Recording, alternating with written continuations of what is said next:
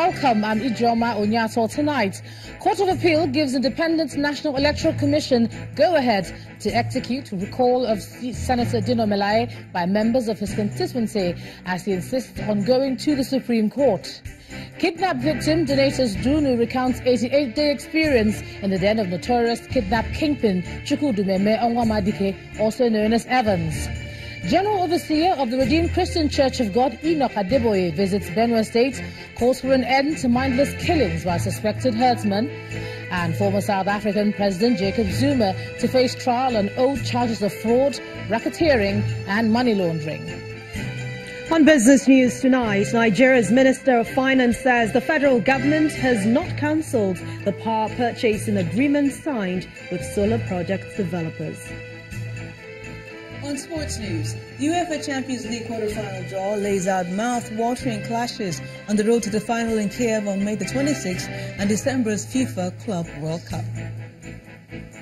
And from Abuja, President Buhari approves the establishment of National Food Security Council to tackle issues of food security in the country.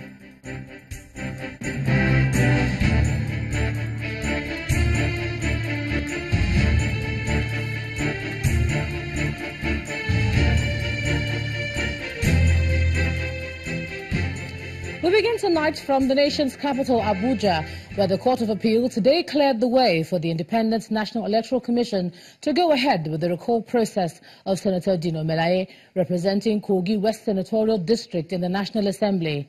Justice Tunde Awotoye, leading two other justices, read the lead judgment with the appellate court, ruling that the 90 days stipulated by the Constitution, which says the recall process will take place, has no time limitation. In a unanimous decision, the Court of Appeal dismissed the appeal filed by Senator Melaye against the judgments delivered by Justice Dingba, and also decided that the lower court ought not to have entertained Melaye's suit ab initio. The court also struck out the suit filed at the Federal High Court on the ground that there was no cause of action. Justice Nnamdi Dingba of the Federal High Court sitting in Abuja had on September the 11th, 2017, dismissed the suit filed by Senator Melaye seeking to stop the Independent National Electoral Commission from initiating his recall from the National Assembly. Justice Dingba held that Senator Melaye's complaints were hasty and presumptuous and therefore ordered INEC to go ahead with its planned verification exercise. Meanwhile, the senator has indicated his intention to take the matter to the Supreme Court. The Court of Appeal in its wisdom considered these issues. It considered the issue of the invalidity of the petition, and the court held that it was not within the purview of the trial court to determine whether the petition was valid or not. On the issue of extension of a constitutionally provided time, the Court of Appeal interpreted it otherwise. It said that the time provided for the Constitution for doing an act, performing an act by the Constitution, could be extended or elongated. In this instance, the Court of Appeal held that the time as provided for in the Constitution has not started to run, in the sense that the petition is still inchoate. And, well, that is not our position, and we hope probably to go upstairs and test these various decisions of the Court of Appeal. A Federal High Court sitting in Abuja has adjourned to April the 19th, ruling on an application by the former spokesperson of the People's Democratic Party, Olisa Metu, to travel for urgent medical attention. The trial judge, Justice Okonabang, says even though the application was filed as urgent, the cases cited by the parties had just been forwarded to him and would need time to study them. Mr. Metu, who is standing trial on charges of money laundering amounting to 400 million naira, had filed an application seeking the release of his passport to enable him travel to London to get treatment. Our correspondent, Amaka Okafor, reports. The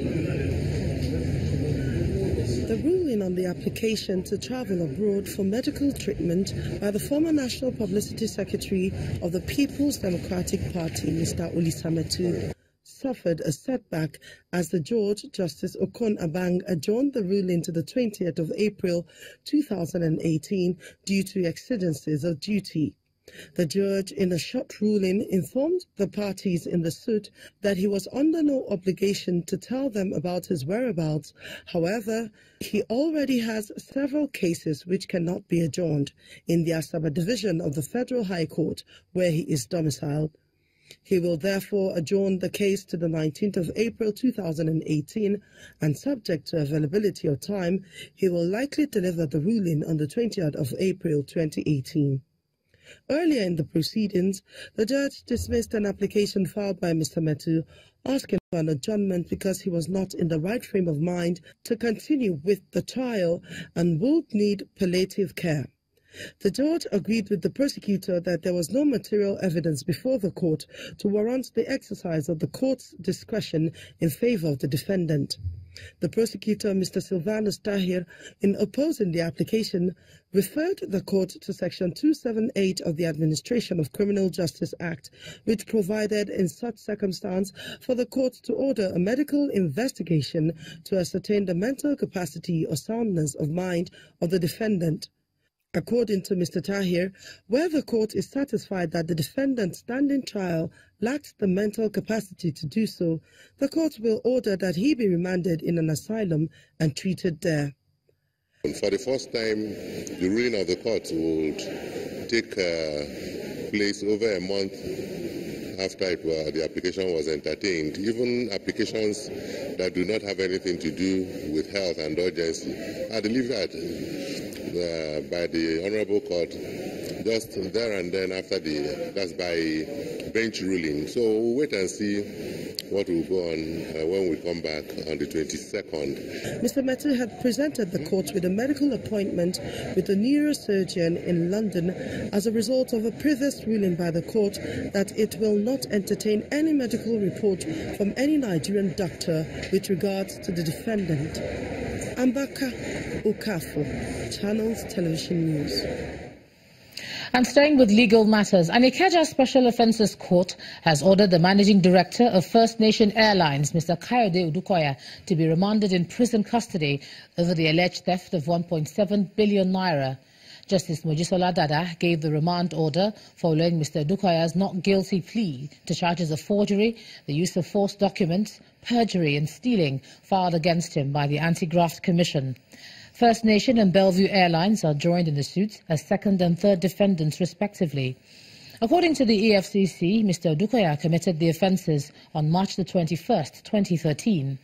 The Anti-Graft Commission also said that on October the 7th, 2016, Mr. Odukoya stole and dishonestly converted to his own use 1.7 billion naira belonging to a commercial bank.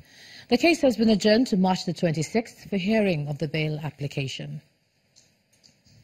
Meanwhile, a High Court sitting in Lagos has opened examination of a victim in the trial of a suspected kidnap kingpin, Chukwudumeme Onwamadike, also known as Evans.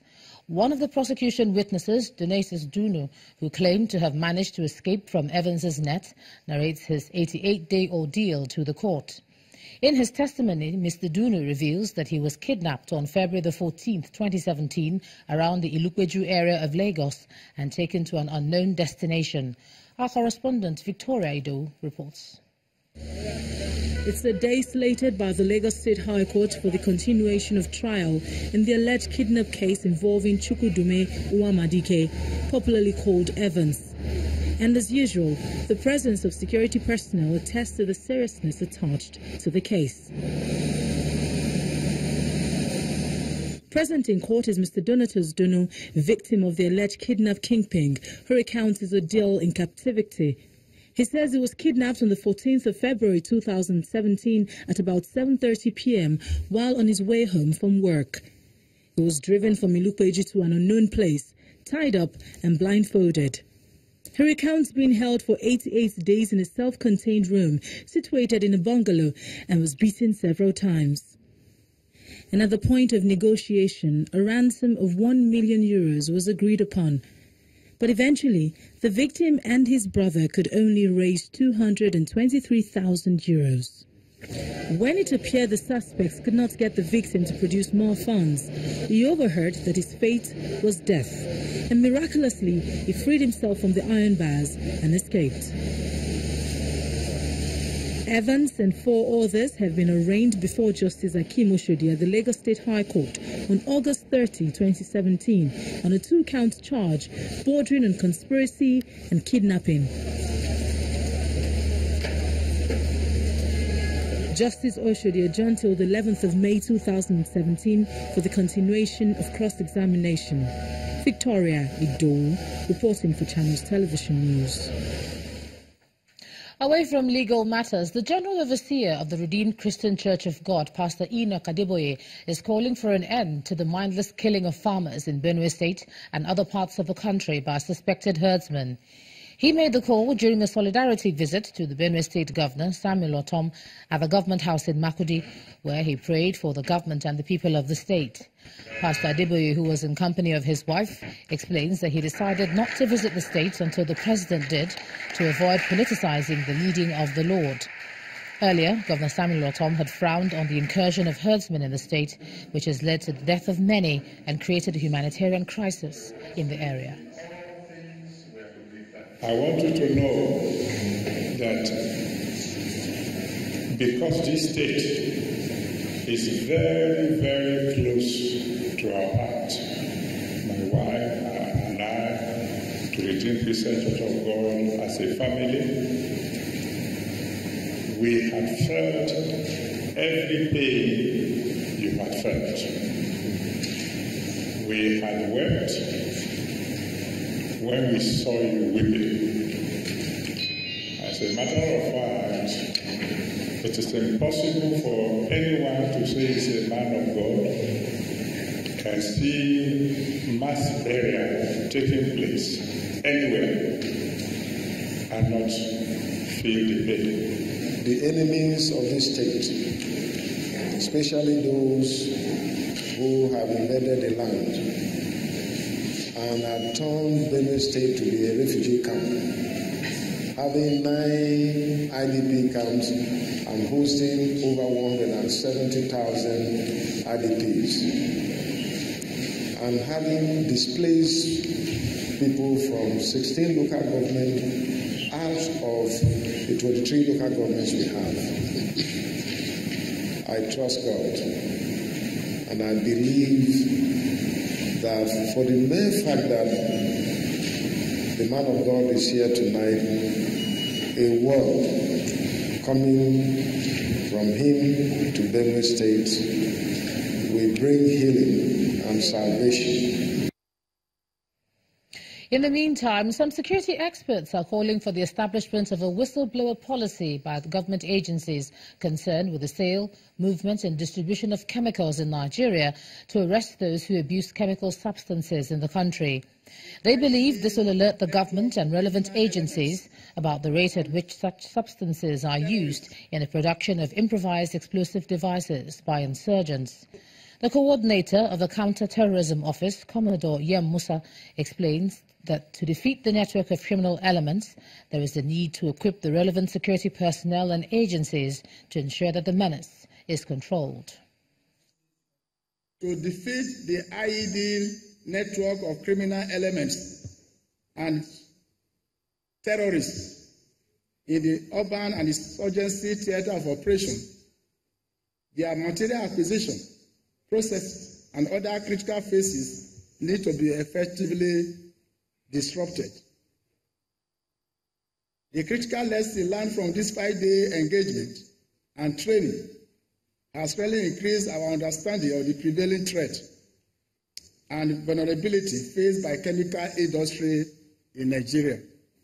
It is therefore important for a continuous training and retraining of relevant personnel and improve on our human reliability program to minimize insider threat in our critical national asset. In part 2, after the break, Borno police warn Maiduguri residents about planned terror attacks in the metropolis. That's in a moment. Please stay with us.